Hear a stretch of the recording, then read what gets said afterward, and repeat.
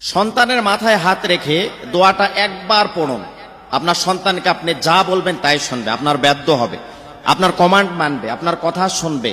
হাজারো ফোন আমাদের কাছে আসে, হুজুর আমার সন্তানটাকে আমি এত ভালোবাসি, যা চায় তাই কিনে দিই, যা চায় তার সব চাহিদা পূরণ করার চেষ্টা করি হুজুর, এরপরও বড় বড় চোখ করে আমার দিকে তাকায়, আমার কথা শোনে না। আমার বাধ্য নয়, মা বাবা উভয়ে কিন্তু একটা সন্তানের জন্য যথেষ্ট বিরক্তি এবং কোনো কথাই শোনে না, শুধু দুষ্টু ছেলেদের সাথে ঘোরাফেরা করে, মা বাবার কথা শোনে না, পড়ায় মনোযোগ নেই, ভালো রেজাল্ট হচ্ছে না, বিভিন্ন নেশার সাথে জড়িত। ওই সমস্ত অভিভাবকদেরকে খুব কান খাড়া করে শোনার জন্য বলবো যে আপনি এইভাবে যদি আমল করতে পারেন, আর ওই সন্তানকে যখন রাতের বেলা সন্তান ঘুমিয়ে পড়বে, আপনি ওই রুমের মধ্যে গিয়ে, না হলে খাবার সময় আপনার সন্তান যখন সামনে আসবে, না হলে স্কুলে যখন পাঠাবেন, তখন আপনি চুপি চুপি পড়ে যদি সন্তানকে ফোঁ দিতে পারেন, তাহলে ইনশাআল্লাহ আপনার সমস্ত কথাবার্তা এবং আপনার বাধ্য হবে, কোনো কথায় আপনার কথা ছাড়া সে এক ধাপ কোথাও যাবে না। আপনি যা বলবেন, যদি বলেন সারাদিন এখানে দাঁড়ায় থাকো, দাঁড়ায় থাকবে।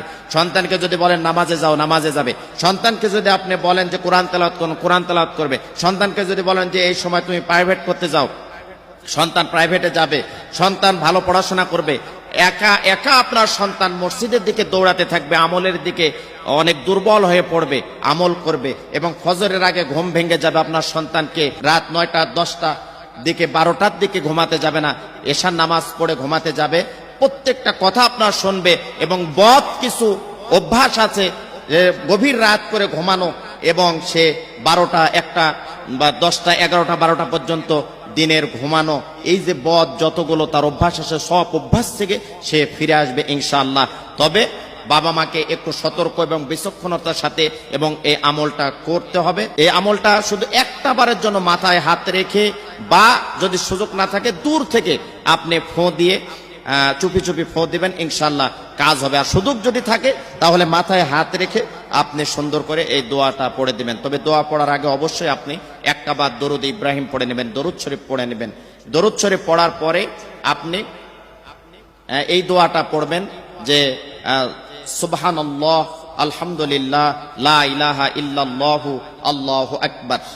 এটা মাথায় হাত দিয়ে যদি পড়ার সুযোগ থাকে পড়বেন, আর না হলে সুযোগ না থাকলে দেখছেন যে আপনার সন্তান খুব চালাক, অতিরিক্ত ব্রেন বুদ্ধি রাখে, খুব টাউট, আপনি মাথায় হাত রেখে দোয়া করলে মনে করতে পারে যে আমার মা আমাকে কি দোয়া করতেছে বা কি করতেছে।